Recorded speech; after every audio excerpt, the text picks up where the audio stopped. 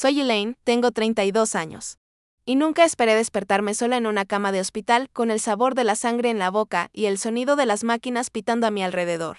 Mi cuerpo se sentía como si hubiera sido destrozado y reconstruido. De manera incorrecta, extender la mano para tomar mi teléfono fue un acto instintivo, pura memoria muscular. Fue entonces cuando lo vi. Nuestro grupo familiar en el chat se inundaba de fotos. Mi hermana Vanessa en un spa, con rodajas de pepino sobre los ojos, mis padres sonriendo con copas de champán. Nadie había venido a verme. Nadie siquiera había preguntado si estaba viva. La traición dolió más que el vidrio que había cortado mi piel en el accidente. Si estás viendo esto ahora, me encantaría saber desde dónde lo estás viendo. Tómate un segundo para darle al botón de me gusta y suscribirte para escuchar historias que podrían hacerte sentir menos solo en tus propias luchas familiares. Confía en mí, lo que sucedió después cambió todo lo que quería saber sobre mi familia antes del accidente. Tenía lo que la mayoría consideraría una vida exitosa. Había pasado los últimos 7 años ascendiendo en la escalera corporativa de una prestigiosa empresa de marketing en Chicago. Mi espacioso apartamento en el centro de la ciudad daba al río. Y acababa de comprar un coche nuevo para celebrar mi reciente ascenso a estratega senior de marca. Tenía amigos, aunque la mayoría eran colegas de trabajo, con quienes ocasionalmente salía a tomar algo. Salía con alguien, aunque nada serio se había concretado. Mi vida giraba en torno a mi carrera. Y me enorgullecía de ello, el ascenso había sido una victoria particularmente dulce. Había superado a 3 candidatos más, incluido uno que llevaba 5 años más en la empresa que yo. Cuando llamé a mi familia para compartir la noticia, mi madre, Helen, se mostró genuinamente feliz por mí. Mi padre, Walter, preguntó por el aumento de salario y el paquete de beneficios con su habitual enfoque pragmático. Mi hermana Vanessa ofreció una rápida felicitación antes de desviar la conversación hacia sus propias noticias sobre una posible oferta de trabajo en un elegante centro de bienestar. Esa era nuestra dinámica familiar en pocas palabras. Mi padre, el exitoso empresario que medía todo en resultados cuantificables. Mi madre, la eterna diplomática que se aseguraba de que todos se sintieran escuchados.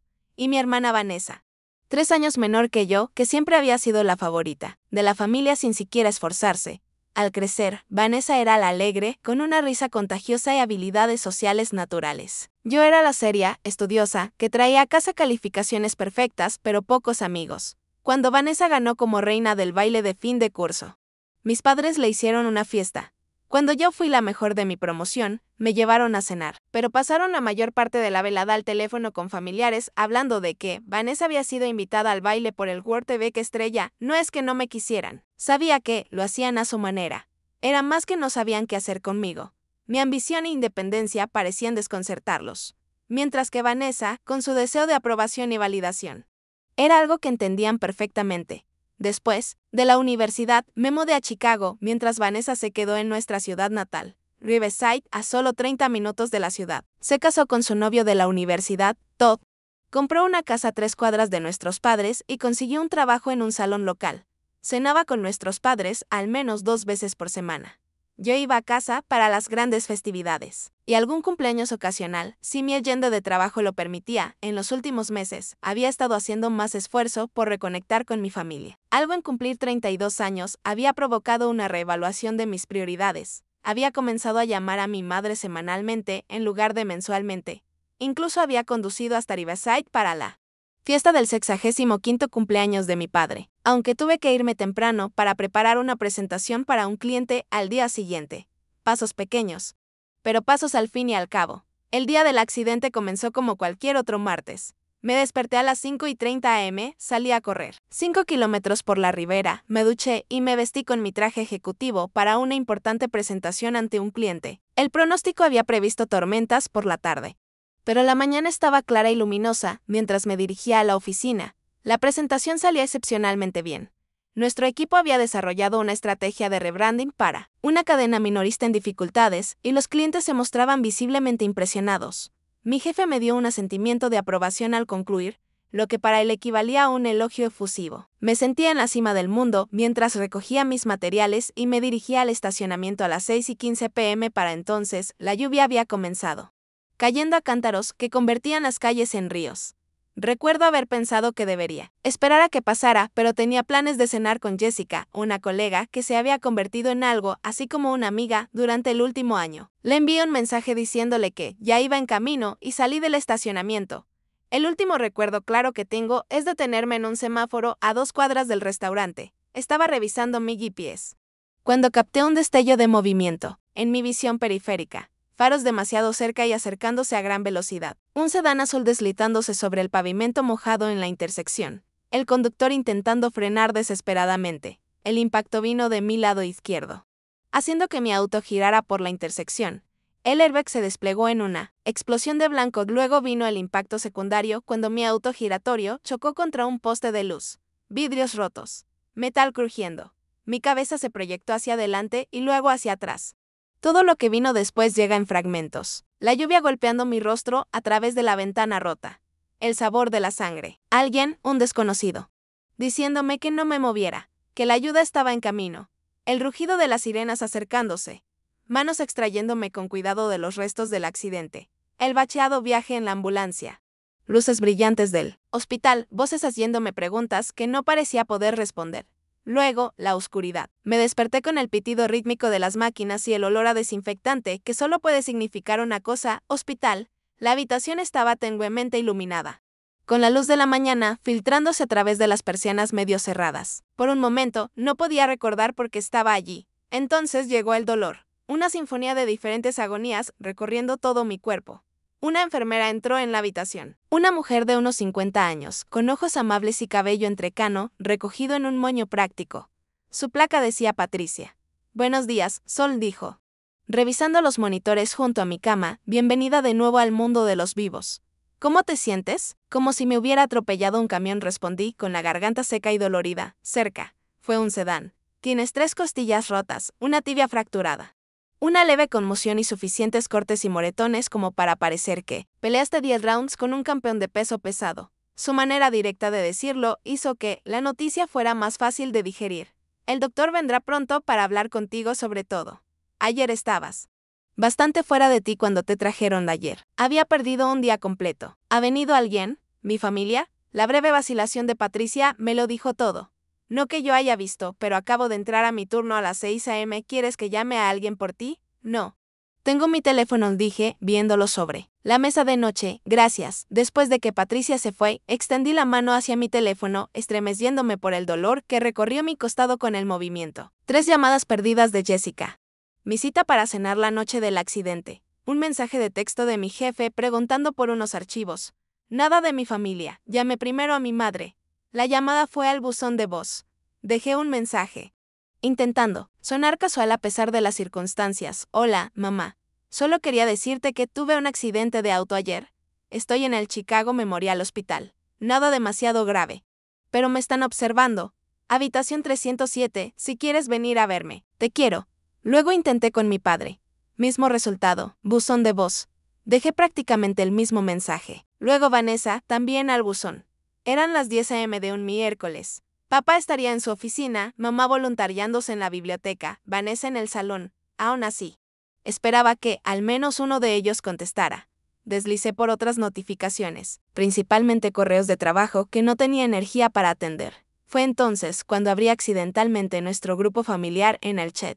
Y allí estaban docenas de fotos de lo que parecía ser un fin de semana de spa en Lake Geneva, uno de esos resorts de lujo a 1 hora de Chicago. Ahí estaba Vanessa recibiendo un facial con rodajas de pepino cubriéndole los ojos. Mi madre haciéndose las uñas. Mi padre luciendo incómodo pero sonriendo, envuelto en una bata blanca esponjosa. Los 3 en la cena, levantando las copas, en un brindis. Más tratamientos de spa, paseo en bote por el lago. Todo fechado el día anterior y esa misma mañana. Mientras yo estaba inconsciente en una cama de hospital. Mi familia disfrutaba de un lujoso retiro en un spa. Ninguno de ellos había mencionado mi ausencia en el grupo familiar. Ninguno parecía haberse preguntado por qué no respondía. O peor, lo habían notado y simplemente no les importó lo suficiente como para comprobar cómo estaba. Desplacé hacia atrás en el chat buscando alguna indicación de que este había sido un evento planeado con anticipación que de alguna manera había olvidado. Nada. El último mensaje que había enviado al grupo Fue 3 días antes, compartiendo un meme divertido sobre la adicción al café. Mi padre respondió con un emoji de pulgar arriba. Mi madre con un rostro riéndose. Vanessa no respondió en absoluto, tal vez no sabían lo grave que había sido el accidente. Tal vez pensaban que estaba ocupada con el trabajo como siempre. Tal vez alguien había llamado al hospital y recibido información incorrecta. Se me ocurrieron una docena de posibles explicaciones. Cada una menos convincente que la anterior. Envié un mensaje al grupo en Chicago Memorial después de un accidente de auto ayer. Habitación 307, si alguien quiere visitarme, probablemente. Estaré aquí algunos días, al menos. Luego dejé el teléfono y esperé. Pasaron 10 minutos. 20. Una hora. Ninguna respuesta. La enfermera Patricia volvió para revisar mis signos vitales y ayudarme al baño. Una experiencia humillante que implicó un andador y más dolor del que quiero recordar. Todavía sin. ¿Visitas?, preguntó, ayudándome a volver a la cama. Seguramente ya vienen, mentí, sin querer su lástima. Mi familia vive en Riverside, así que es un poco lejos. Patricia asintió, pero pude notar que no me creían bueno. Descansa. El doctor vendrá a verte después del almuerzo. Dejada sola de nuevo. Revisé mi teléfono. Llegó un mensaje de mi madre. Oh, querida, eso es terrible. Estamos en Lake Geneva para un fin de semana de spa. Vanessa lo ganó en una rifa en el trabajo. Trataremos de ir a verte cuando regresemos mañana. ¿Necesitas algo? No mencionaron acortar su viaje. Ninguna preocupación real por mi estado. Solo una vaga promesa de visitarme mañana y una pregunta de último momento sobre mis necesidades. No respondí. ¿Qué podría decir? Sí, necesito que actúen como si mi hospitalización importara más que sus envolturas de barro y masajes con piedras calientes. Sí. ¿Necesito que sean padres que dejan todo cuando su hijo está herido? Sí, necesito importar. La doctora Levis vino esa tarde, una mujer enérgica de unos 40 años, quien me explicó mis lesiones y el plan de tratamiento de manera clara y concisa. Las costillas rotas se curarían solas en unas 6 semanas. Pero tendría que tener cuidado de no desarrollar neumonía. La fractura de la pierna estaba limpia y había sido inmovilizada, mientras yo estaba inconsciente, pero necesitaría terapia física y usaría muletas al menos un mes. Los síntomas de la conmoción deberían desaparecer en 1 o 2 semanas. ¿Alguna pregunta?, preguntó ya camino a la puerta. ¿Cuándo podré irme a casa? Queremos mantenerte 1 día o 2 más para observación. Asegurarnos de que no haya complicaciones por la conmoción. ¿Tienes alguien que pueda quedarse contigo cuando te den de alta? Necesitarás ayuda la primera semana, al menos, pensé. En mi apartamento vacío. En mi familia en su retiro de spa. Sin mentí. Mi familia, esa noche fue una de las más largas de mi vida. La medicación para el dolor me atontaba, pero no me hacía dormir. Cada vez que empezaba quedarme dormida, cambiaba de posición y el dolor me despertaba de nuevo. Los sonidos del hospital, normalmente ruido de fondo durante el día, parecían amplificados en la oscuridad, pitidos de monitores, suelas de goma chirriando sobre el linóleo. Conversaciones distantes en la estación de enfermería. Revisé mi teléfono. Periódicamente, sin nuevos mensajes de mi familia, algunos correos de trabajo más. Un mensaje preocupado de Jessica preguntando por qué la había dejado plantada en la cena. Escribí una breve explicación y recibí una respuesta inmediata. Dios mío, ¿estás bien? ¿En qué hospital? ¿Puedo ir a visitarte mañana? Alguien se preocupaba. Al menos, alguien que ni siquiera era familia se había ofrecido de inmediato a venir. Finalmente me quedé dormida alrededor de las 4 a.m. con el teléfono apretado en la mano y las lágrimas secándose en mi rostro. 3 días en una cama de hospital te dan mucho tiempo para pensar. Demasiado tiempo, en realidad. Para el 3er día después del accidente, había memorizado cada grieta en el techo. Cada pliegue de la cortina de privacidad, cada pitido y zumbido de las máquinas que monitoreaban mis signos vitales. También había establecido una nueva rutina. Despertar con la enfermera Patricia, revisando mis signos vitales y administrando el medicamento para el dolor. Desayuno en una bandeja de plástico, chequeo matutino con la doctora Lewis.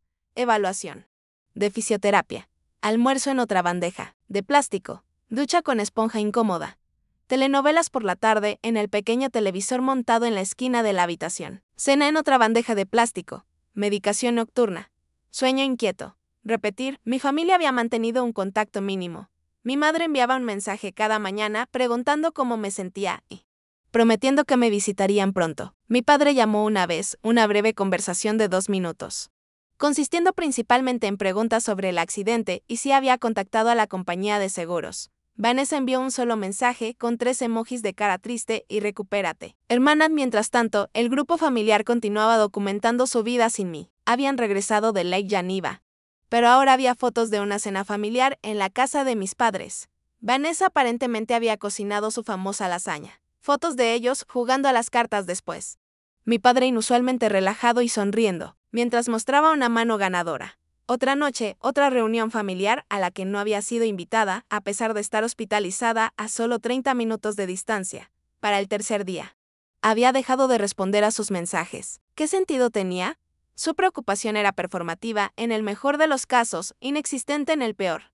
Había pasado toda mi vida tratando de ganarme su atención, su aprobación. Su amor, sacar calificaciones perfectas, graduarme con honores, conseguir un trabajo prestigioso, obtener ascensos. Siempre pensando que el próximo logro sería el que les haría verme de verdad, realmente verme. Ahora, acostada en una cama de hospital, sin maquillaje. Con el cabello sin lavar y un cuerpo que se sentía roto más allá de la reparación. Tenía que enfrentar algunas duras verdades. Ningún logro sería suficiente. Ningún éxito lograría que me amaran de la manera en que amaban a Vanessa. Sin esfuerzo y por completo. Había estado corriendo toda mi vida en una rueda de hámster, agotándome tratando de ganar una carrera que estaba amañada desde el principio. El doctor Márquez apareció la tarde del tercer día. Un neurólogo revisando los síntomas de mi conmoción cerebral. A diferencia de la doctora Lewis, se sentó en una silla, tomándose el tiempo para explicar todo en detalle y escuchar mis preocupaciones. La buena noticia es que tu tomografía de seguimiento no muestra sangrado ni hinchazón, dijo. La mala noticia es que la recuperación de una conmoción cerebral no es lineal. Puedes tener días buenos y días malos. Dolores de cabeza, mareos. Sensibilidad a la luz y cambios de ánimo pueden persistir por semanas o incluso meses. Yo había estado pensando en términos de días, quizá 1 o 2 semanas como mucho. La recuperación de lesiones traumáticas lleva tiempo. Los huesos rotos sanarán en 6 a 8 semanas. Pero el daño a los tejidos blandos y los síntomas neurológicos a menudo tardan más. Y eso solo es la recuperación física. Muchos pacientes experimentan efectos psicológicos, depresión, ansiedad. Estrés postraumático relacionado con el accidente. No puedo estar fuera de combate durante meses, dije, con el pánico subiendo por mi garganta. Tengo un trabajo y responsabilidades. El doctor Márquez asintió comprensivamente. Lo entiendo, pero esforzarte demasiado pronto puede prolongar tu recuperación. Tienes un sistema de apoyo. Familia, amigos que puedan ayudarte en este proceso. La pregunta me golpeó como un impacto físico. ¿Tenía a alguien? ¿De verdad?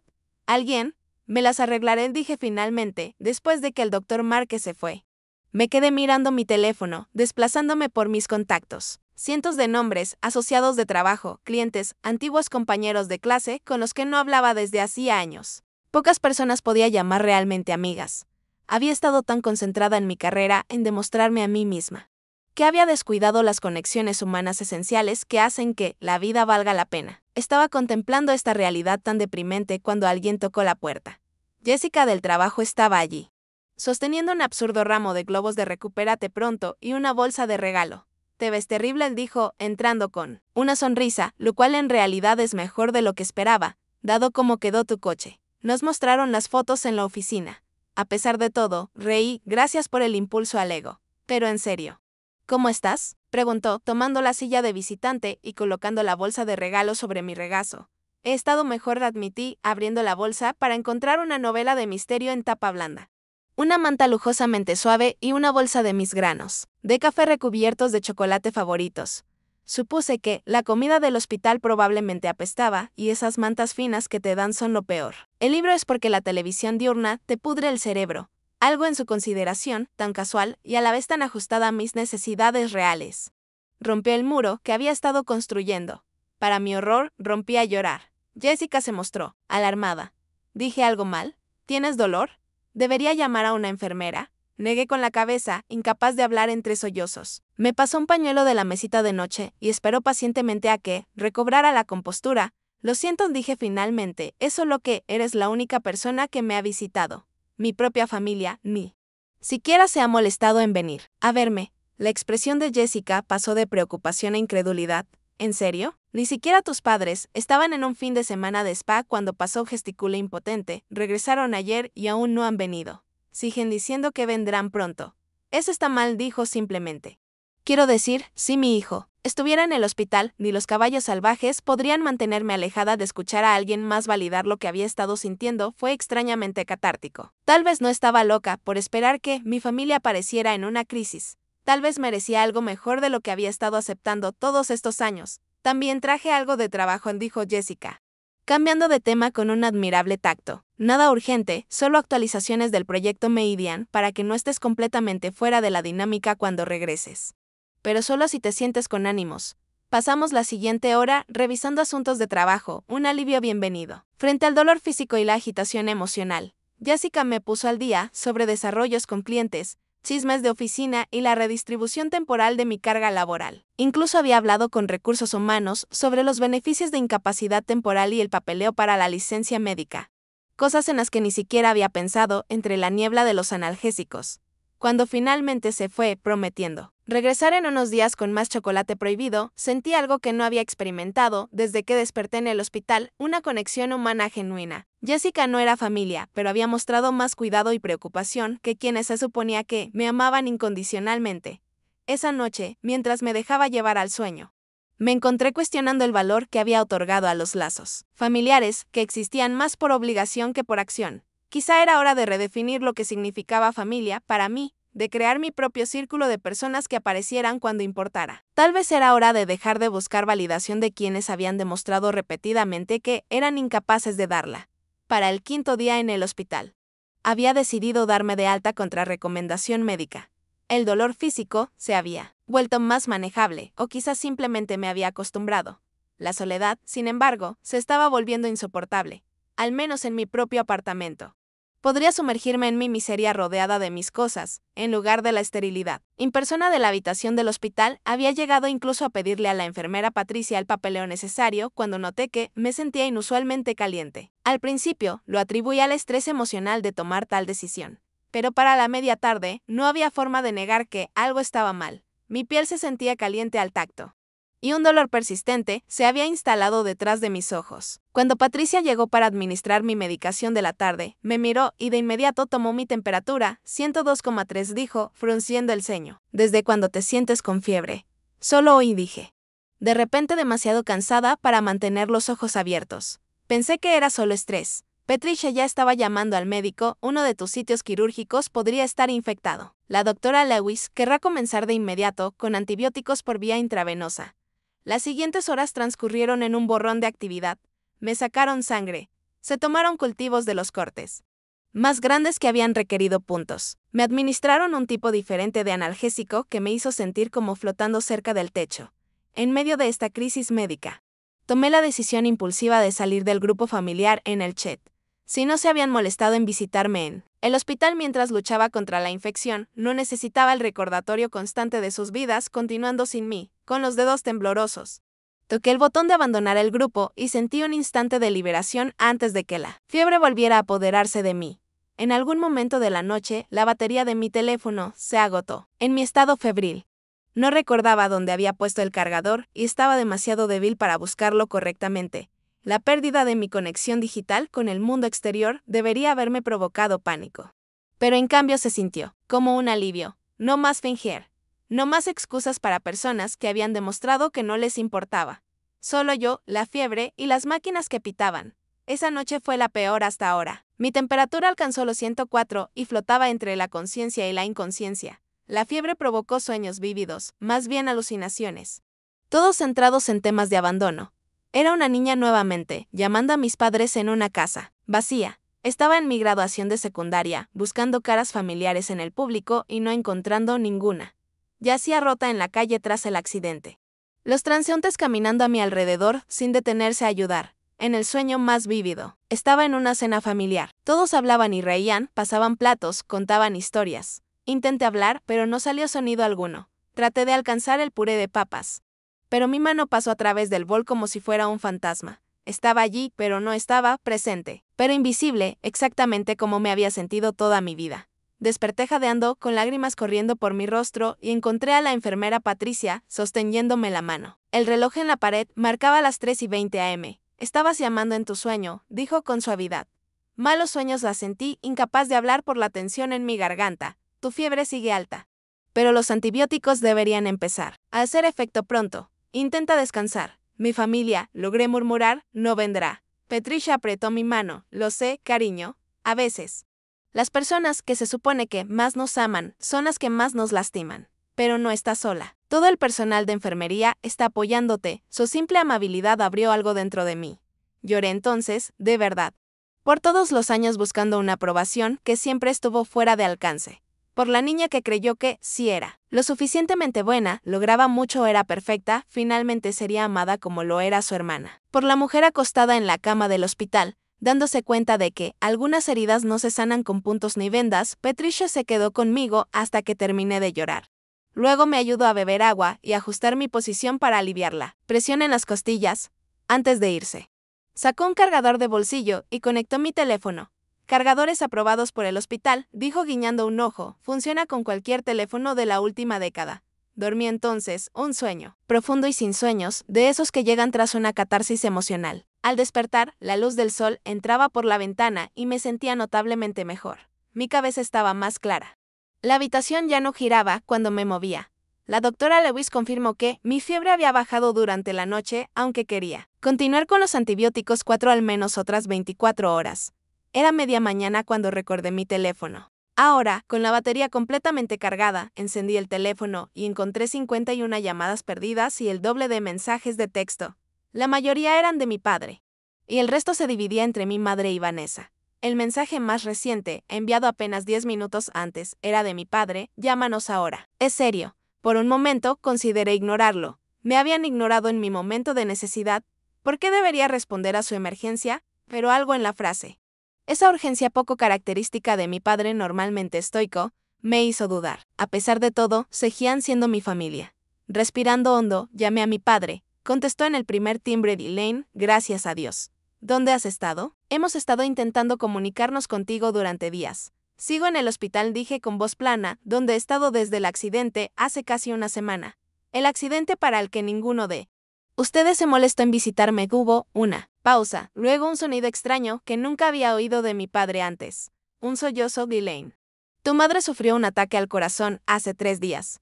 Está en cuidados intensivos en el Chicago Memorial, del mismo hospital donde estoy tú. El mundo pareció inclinarse sobre su eje. Mi madre, la presencia constante que siempre había sido el pegamento de nuestra familia, había sufrido un ataque al corazón, y estaba aquí, en este mismo hospital. Mientras yo me consumía en autocompasión apenas unos pisos más abajo. ¿Qué? ¿Está bien? Las preguntas brotaron sin control. Ocurrió durante la cena en nuestra casa. Un minuto estaba riéndose de algo, dijo Vanessa, y al siguiente se agarraba el pecho y no podía respirar. La ambulancia la llevó a tiempo al Chicago Memorial, donde los médicos despejaron la obstrucción, pero ha estado entrando y saliendo de la conciencia. Hemos estado aquí las 24 horas tomando turnos para acompañarla. La voz de mi padre se quebró. Pensamos que alguien te lo había dicho. El personal del hospital dijo que te notificarían. Ya que también eres paciente aquí, la confusión habría sido casi cómica si no fuera tan trágica. Mi familia pensaba que yo sabía de mi madre y estaba eligiendo no visitarla. Yo pensaba que ellos sabían de mi condición y elegían no visitarme. Habíamos estado en el mismo edificio durante días. Cada uno sintiéndose abandonado por él. ¿Otros en qué habitación está?, pregunté, ya buscando el botón de llamada para pedir una enfermera. En la 12. Elaine te ha estado preguntando cuándo está lúcida. Pensamos que estabas ocupada con el trabajo y no habías recibido nuestros mensajes. La ironía de esa explicación no se me escapó. ¿Cuántas veces habían asumido que yo estaba demasiado ocupada con él? ¿Trabajo para participar en eventos familiares? ¿Cuántas veces había usado el trabajo como excusa para evitar el dolor de sentirme una extraña en mi propia familia? Iré tan pronto como puedan, dije, colgando cuando la enfermera Patricia entró en la habitación. ¿Todo bien? Tu monitor de ritmo cardíaco subió, dijo. Mirando las máquinas, mi madre está en la UCI aquí. Sufrió un ataque al corazón hace 3 días y nadie me lo dijo. Necesito verla. Los ojos de Patricia se abrieron con sorpresa. Eso no debería haber pasado. Hay protocolos para notificar a los familiares, especialmente cuando están en la misma instalación. ¿Puedo ayudarte a llegar hasta ella? No puedo caminar tanto por mi cuenta todavía. Patricia me evaluó con ojo profesional. Técnicamente, no deberías estar fuera de la cama tanto tiempo con tus lesiones, pero dadas las circunstancias. Déjame ver si puedo conseguir una silla de ruedas y una ordenanza que te acompañe. Lo que siguió fue un torbellino de actividad. La doctora Lewis fue consultada y a regañadientes. Dio permiso para una visita breve. Se consiguió una silla de ruedas. Mi vía intravenosa fue temporalmente desconectada con la promesa de volver a colocarla al regresar. Me ayudaron a ponerme una bata encima del hospital para cubrir el pijama abierto. Mi cabello fue peinado rápidamente, mi rostro lavado. El trayecto hacia la UCI se sintió como cruzar a otro mundo. Bajando en el ascensor desde la planta de medicina general hasta el ambiente más sombrío y silencioso de cuidados intensivos. En la ordenanza, un joven amable llamado Luis empujaba mi silla de ruedas con cuidado, consciente del efecto de los sacudones sobre mis costillas heridas. Fuera de la habitación 12. Me detuve para reunir valor. A través del panel de vidrio en la puerta, podía ver a mi padre sentado junto a la cama, de espaldas a la puerta. De Vanessa no había rastro. ¿Quieres que entre contigo?, preguntó Luis. Negué con la cabeza. No. Gracias, puedes volver en 30 minutos para llevarme de regreso a mi habitación, por supuesto. Solo dile a las enfermeras que te llamen cuando estés lista. Con eso, abrió la puerta para mí y me deslicé en la habitación con la silla de ruedas. Mi padre se giró al escuchar el sonido, con los ojos abiertos de par en par al ver mi apariencia. Debía de ser un espectáculo, aún con moretones y vendajes, pálida por la pérdida de sangre y la infección. Sentada en la silla de ruedas con la pierna extendida en el yeso, Elaine dijo, como si no creyera del todo lo que veía, «Hola, papá», antes de que pudiera responder. La puerta del baño se abrió y apareció Vanessa. Se veía terrible, con ojeras bajo los ojos y su cabello, normalmente perfecto, recogido en una coleta desordenada. Se quedó congelada al verme. «Oh Dios, Elaine, ¿qué te pasó?» «Accidente de coche», dije. «¿Recuerdas el que les conté por mensaje la semana pasada? Ese para el que ninguno de ustedes se molestó en visitarme». Mi padre tuvo la gracia de parecer avergonzado. Vanessa, en cambio, solo parecía confundida. «Pero nunca mencionaste que estabas tan herida», dijo. «Tu mensaje solo decía que tuviste un accidente y estabas en el hospital para observación. Pensamos que era menor y eso lo hacía aceptable para no visitarte. Para seguir con tu fin de semana de spa y las cenas familiares como si nada hubiera pasado». La rabia, que había estado reprimiendo durante días, salió a la superficie. «No sabíamos», dijo mi padre en voz baja. «Tu mensaje no transmitía la gravedad de tu estado. Y cuando llamamos al hospital, solo decían que estabas estable. Sabes, como siempre minimizas todo, Elaine, pensamos que si fuera serio, tú lo habrías dicho». Era el mismo patrón de siempre. Asumían que estaba bien porque siempre fingía estar bien. Fingía estar bien porque nunca parecían tener espacio para mis problemas entre los dramas y necesidades constantes de Vanessa. Una vida de malentendidos y suposiciones falsas nos había llevado a este momento. Con mi madre luchando por su vida y el resto de nosotros atrapados en nuestro disfuncional baile familiar. «¿Cómo está mamá?», pregunté, decidiendo dejar de lado mis quejas por el momento. El rostro de mi padre se contrajo. «Los médicos dicen que ahora está estable. Pero hubo momentos críticos. Tiene un daño significativo en el músculo del corazón. Están considerando cirugía de bypass. Cuando esté más fuerte». Me deslicé hasta la cabecera, viendo a mi madre correctamente por primera vez. Se veía pequeña y frágil en la cama del hospital. Rodeada de máquinas similares a las de mi propia habitación, su piel tenía un tono grisáceo y su respiración parecía laboriosa a pesar de los tubos de oxígeno en la nariz. Como si percibiera mi presencia, sus párpados se abrieron. Se vio confundida por un momento, luego centró la mirada en mi rostro. El reconocimiento surgió, seguido de alarma. «Elaine, ¿qué te pasó, Walter? ¿Por qué está Elaine en una silla de ruedas?» «Tuve un accidente de coche la semana pasada, mamá», dije. «Estoy bien. Solo algunos huesos rotos y cortes. En realidad, yo también soy paciente aquí».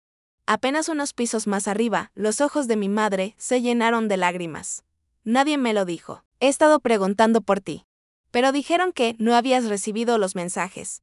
Se volvió acusadora hacia mi padre. «Tú dijiste que estaba ocupada con el trabajo». «Pensamos», mi padre se defendió. «No sabíamos que estaba herida». Le mandé mensajes a todos, dejé mensajes de voz. Pedí específicamente que alguien la visitara». Vanessa sacó su teléfono y revisó los mensajes. «Nunca recibí una llamada. Solo un mensaje diciendo que estabas en observación. Y con el ataque de mamá, todo lo demás simplemente se volvió menos importante. Terminé por ella». Historia de mi vida. La amargura en mi voz debió ser evidente porque mi madre extendió la mano. Su agarre sorprendentemente fuerte para alguien. En su condición de Elaine, eso no es cierto. Siempre ha sido importante. ¿De verdad? Entonces, ¿por qué nadie de esta familia me ha visitado en casi una semana? ¿Por qué tuve que enterarme de tu ataque al corazón por casualidad? ¿Por qué siempre soy la última en la fila de pensamientos? la que recibe un simple asentimiento por sus logros mientras cada mínimo logro de Vanessa se celebra con pompa. Las preguntas que habían estado acumulándose dentro de mí durante años comenzaron a salir a borbotones. Imparables ahora que la presa había cedido, mi padre se quedó paralizado. Vanessa tenía lágrimas corriendo por su rostro. Mi madre simplemente apretó más fuerte mi mano. Necesitamos hablar de esto. Todos nosotros, dijo mi madre, pero no ahora, no aquí. Tenía razón. Por supuesto, este no era ni el momento ni el lugar para la tan esperada conversación que nuestra familia necesitaba tener, pero la presión en mi pecho. Una combinación del dolor físico por mis heridas y del dolor emocional de años sintiéndome ignorada, se volvió de repente abrumadora. Aparté mi mano y me dirigí hacia la puerta en mi silla de ruedas. Debo regresar a mi habitación. El médico solo me permitió una visita breve. Ghislaine, espera, llamó mi padre, pero ya estaba empujando la puerta, casi chocando con una enfermera que entraba. El pasillo giraba a mi alrededor. Manchas negras bailando en los bordes de mi visión. La confrontación emocional había agotado la poca energía que me quedaba, y de repente no podía recordar cómo llegar al ascensor. Intenté avanzar con la silla, pero mis brazos se sentían como plomo. Lo último que recuerdo es alguien gritando por ayuda mientras el suelo se precipitaba hacia mí. Recobré la conciencia en una cama de hospital, aunque no era la mía. Estaba en una pequeña sala de observación junto a la UCI, con un conjunto diferente de monitores pitando a mi alrededor. Una enfermera que no reconocí ajustaba mi vía intravenosa. Bienvenida de nuevo, dijo al notar mis ojos abiertos. Les diste un gran susto al desmayarte así. Tu presión arterial bajó peligrosamente. Mi familia, dije, con la voz sonando distante, incluso para mis propios oídos. ¿Saben dónde estoy? Tu hermana está justo afuera. Ha estado caminando de un lado a otro, esperando a que despertaras. La dejo entrar, asentí, demasiado exhausta para hablar más. Momentos después, Vanessa apareció en el marco de la puerta, con una expresión inusualmente vacilante. ¿Puedo entrar? País libre, murmuré. Se acercó a la cama lentamente, como si temiera que pudiera salir corriendo si se movía demasiado rápido. Los médicos dicen que te esforzaste demasiado al venir a ver a mamá, con tus heridas y la infección. No deberías haber salido de la cama en absoluto. Alguien tenía que hacer un esfuerzo para mantener a esta familia conectada, dije, y de inmediato lamenté lo mezquino de la observación. Este ciclo de dolor y recriminación no nos llevaba a ninguna parte. Para mi sorpresa, Vanessa no respondió con un comentario defensivo. En cambio, acercó una silla a la cama y se sentó. Su postura se inclinó de una manera que rara vez había visto. Tienes razón, dijo en voz baja. Siempre ha sido la que intenta mantenernos conectados, incluso cuando hacemos que sea difícil. El simple reconocimiento, tan inesperado, me dejó momentáneamente sin palabras. Te debo una disculpa. Elaine, varias. De hecho, Vanessa bajó la mirada a sus manos, retorciendo un pañuelo entre los dedos. Debería haberte visitado después de tu accidente. Debería haber tomado tu mensaje más en serio. Debería haber sido una mejor hermana todos estos años. ¿Por qué no lo fuiste tú? La pregunta salió más vulnerable que acusatoria. Vanessa permaneció en silencio un largo momento. ¿Me creerías si te dijera que te tenía celos? Solté una carcajada que me atravesó las costillas de dolor. ¿Celos de mí? Qué irónico viniendo de la hija adorada. ¿Así me ves? Se veía genuinamente sorprendida. La hija adorada. Vanessa, toda nuestra vida has sido tú, la que mamá y papá adoran. La que, sus logros se celebran, mientras los míos quedan como notas al pie. Tú eres la que reciben atención, la que llaman para preguntar, la que realmente parecen disfrutar tener cerca.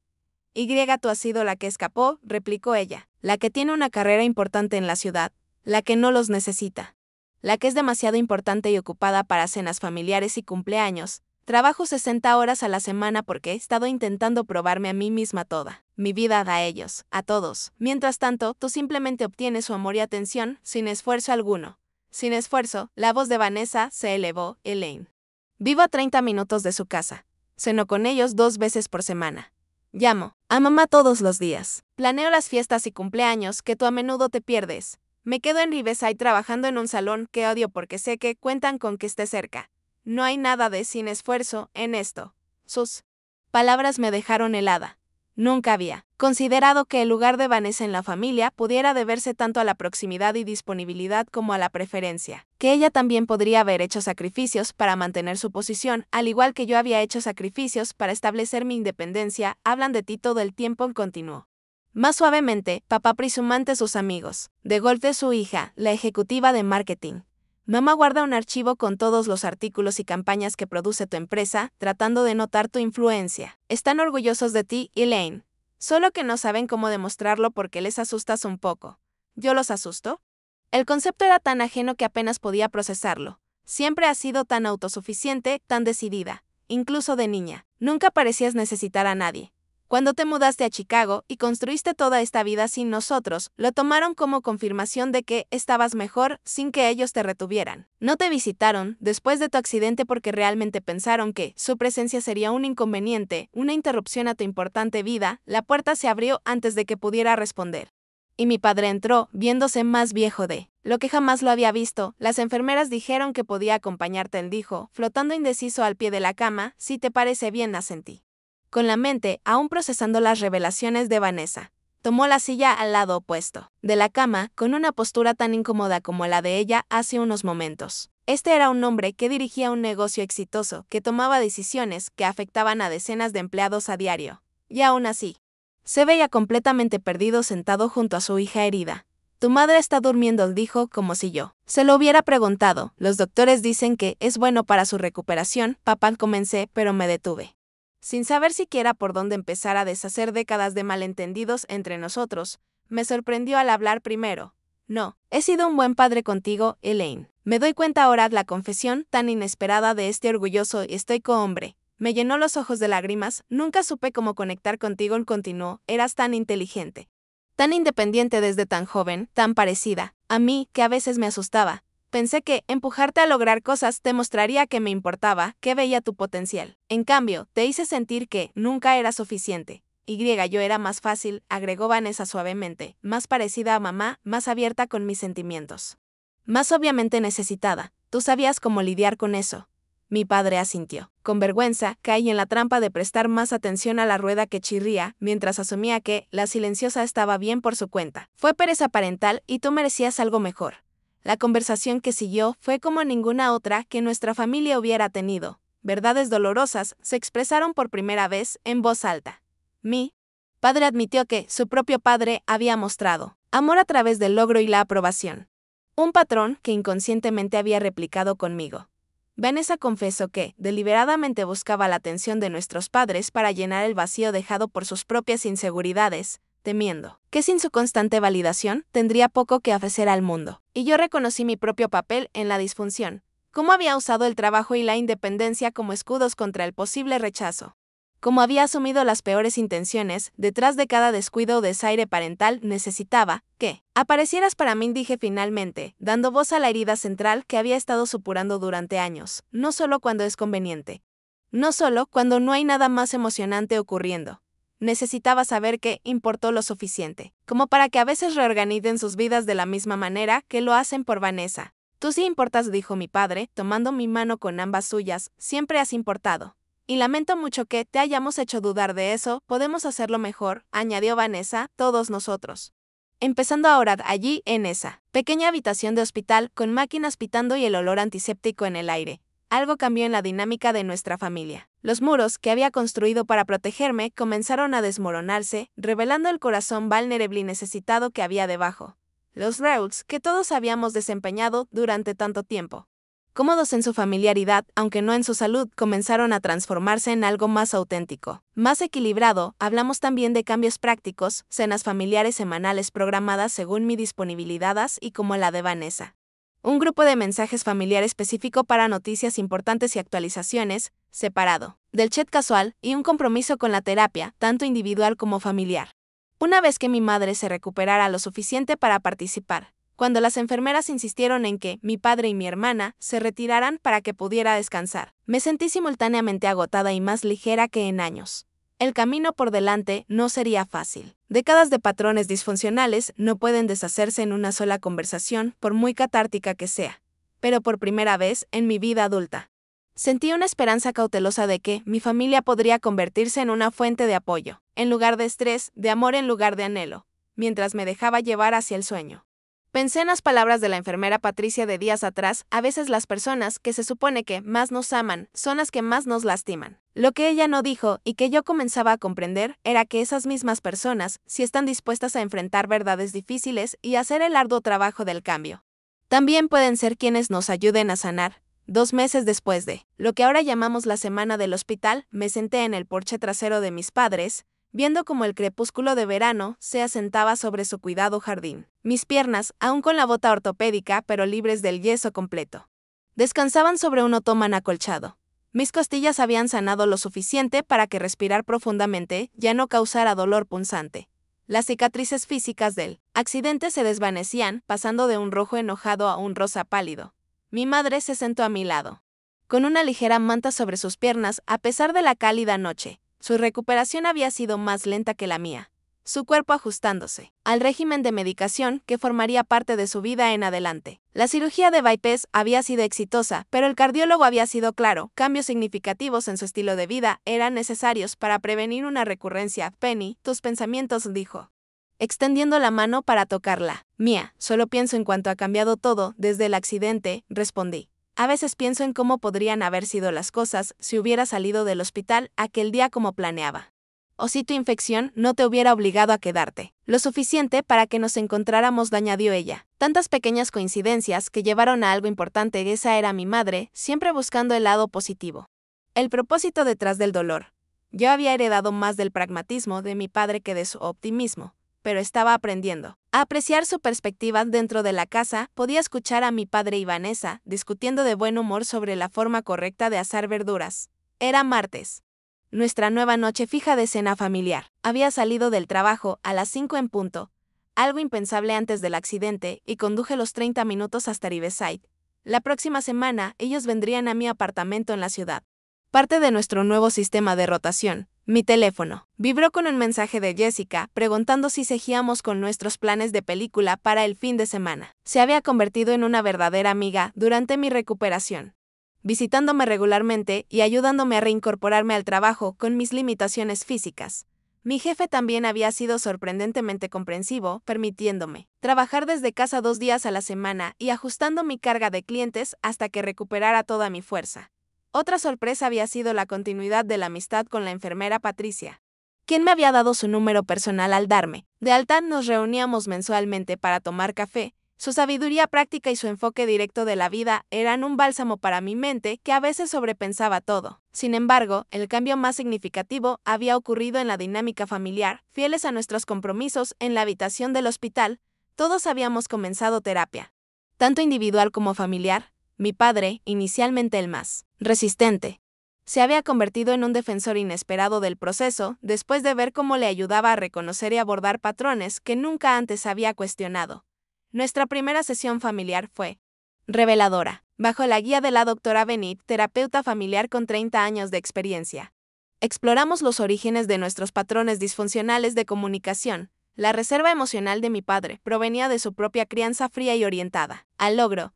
La actitud conciliadora de mi madre a toda costa venía de haber crecido con padres alcohólicos cuyos conflictos la aterrorizaban. La necesidad constante de validación y atención de Vanessa se originaba en sus dificultades escolares tempranas que la hacían sentirse intelectualmente inferior, especialmente en comparación conmigo, y mi impulso de independencia y logro. Mi creencia de que debía ganarme el amor a través del éxito tenía raíces en ser la primogénita durante los primeros años económicamente difíciles de mis padres, absorbiendo su estrés y ansiedad, sintiéndome responsable de ser de bajo mantenimiento cuando los recursos eran escasos. Ninguno de nosotros había creado estos patrones intencionalmente. Y reconocer sus orígenes nos ayudó a extendernos gracia a nosotros mismos y a los demás. Mientras trabajábamos en establecer formas más saludables de relacionarnos, mamá, papá, la cena está lista, llamó Vanessa desde adentro, interrumpiendo mis reflexiones. Mi padre apareció en la puerta del patio. ¿Necesitas ayuda para levantarte?, preguntó directamente, sin implicar que mis necesidades fueran una carga de un cambio sutil pero importante en su estilo de comunicación. Lo tengo. Pero gracias, respondí con cuidado, levantándome y probando el peso sobre mi pie con bota antes de tomar mi bastón. Alrededor de la mesa, la conversación fluía más naturalmente que en mi memoria. Cada uno de nosotros practicando las habilidades que estábamos aprendiendo en terapia: escucha activa, declaraciones en primera persona en lugar de acusaciones, verificar supuestos antes de saltar a conclusiones, hacer espacio para diferentes perspectivas en lugar de insistir en una sola narrativa. Hoy tuve mi evaluación de desempeño, mencioné mientras terminábamos el plato principal. Antes del accidente, Podría haber minimizado su importancia o ni siquiera haberla mencionado, suponiendo que a nadie le interesaría.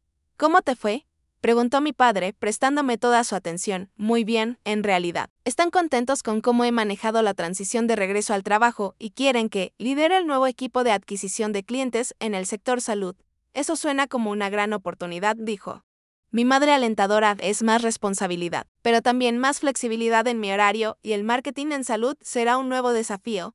Serás increíble en eso, dijo Vanessa sinceramente y egoístamente. Me alegra lo de la flexibilidad. Significa que podremos verte más el simple reconocimiento de que querían que estuviera cerca, que mi presencia era valorada en lugar de tolerada. Todavía me sorprendía a veces. No debería haber sido revolucionario escuchar a mi familia expresar un afecto tan básico, pero las viejas heridas sanan despacio y las creencias antiguas mueren con dificultad.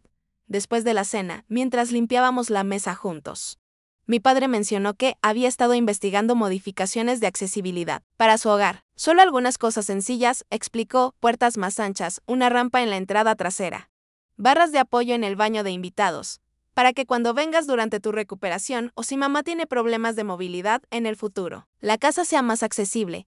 La consideración del gesto, la planificación a largo plazo que asumía mi presencia continua en sus vidas. Me conmovió profundamente. Hace 2 meses, habría sido un lujo recibir un mensaje preguntando cómo sanaba mi lesión. Ahora, mi padre estaba remodelando partes de su casa pensando en mis necesidades.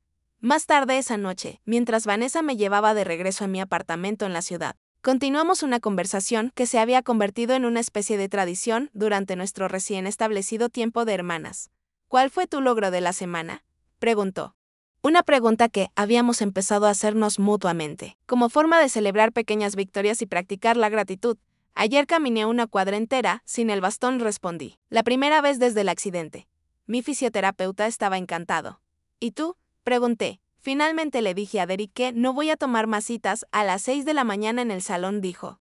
Refiriéndose a su jefe, me di cuenta de que aceptaba esos horarios tempranos por miedo a decepcionarlo, aunque estaban destrozando mi rutina de sueño. Establecer ese límite se sintió realmente bien. Compartimos una sonrisa, reconociendo ambas el crecimiento personal reflejado en ese simple acto de autodefensa. La hermana, que una vez me había parecido una desconocida o, peor aún, una rival, se estaba convirtiendo en una de mis confidentes más cercanas. Al llegar a mi edificio, Vanessa puso el auto en parque, pero dejó el motor encendido. Misma hora. La próxima semana, confirmó, pero en tu casa, y yo llevo el postre. Perfecto, dije, recogiendo mi bastón y mi bolso. Dile a mamá y papá que llamaré mañana. Hecho. Te quiero. Hermana, yo también. Del intercambio, tan casual y a la vez tan significativo, todavía era lo suficientemente nuevo como para que me llenara la garganta de un nudo. Subí lentamente hasta mi apartamento, reflexionando sobre el extraño y doloroso camino que me había llevado a este lugar de sanación cautelosa. El accidente, que casi me había quitado la vida, me había dado, finalmente, algo precioso: la verdad sobre el amor de mi familia, imperfecto, pero real. La verdad sobre mi propio valor, que no depende del logro ni de la aprobación. La verdad de que, a veces, nuestras heridas más profundas pueden convertirse en puertas hacia nuestras conexiones más significativas si tenemos el valor de atravesarlas. Me acomodé en mi apartamento, aún con signos de mi recuperación gradual. Una silla de ducha en el baño, barras de apoyo instaladas por mi padre en una visita de fin de semana. Recipientes de comida en el refrigerador preparados por mi madre y Vanessa para asegurarme de que comiera adecuadamente durante la semana. Evidencia física de algo que había buscado toda mi vida, prueba de que importaba, de que mis necesidades valían la pena y de que mi presencia en sus vidas era lo suficientemente importante como para reorganizar horarios y rutinas. Había hecho falta una tragedia cercana para derribar los muros de malentendidos y rechazo asumido que nos habían separado durante tanto tiempo. Pero en esa ruptura, algo nuevo y más fuerte había empezado a formarse, un vínculo familiar basado no en obligaciones o desempeño, sino en comunicación honesta y cuidado genuino. Si estás viendo esto y reconoces tu propia familia en nuestra disfunción, sabe que el cambio es posible. Se necesita valor para decir tu verdad, establecer límites, pedir directamente lo que necesitas en lugar de esperar que otros lo adivinen. Se necesita vulnerabilidad para admitir cuando te has equivocado, disculparte sinceramente y cambiar patrones que pueden haber definido tus relaciones durante décadas. El trabajo es difícil y algunos días parece que volvemos a caer en viejos hábitos, pero la recompensa es una relación construida sobre la verdad en lugar de la ilusión, sobre el amor real en lugar de la representación del amor. Y eso vale cada conversación difícil. Cada incómoda sesión de terapia, cada momento de dolorosa autoevaluación. ¿Alguna vez has tenido que confrontar verdades dolorosas en tu familia? ¿Qué te ayudó a navegar esas conversaciones difíciles? Comparte tu experiencia en los comentarios. Y no olvides darle like a este video y suscribirte al canal para más historias de sanación y crecimiento. Recuerda, a veces nuestras heridas más profundas se convierten en nuestros mejores maestros si tenemos el valor de escuchar lo que intentan enseñarnos. Gracias por ser testigo de mi camino y te deseo sanación en el tuyo.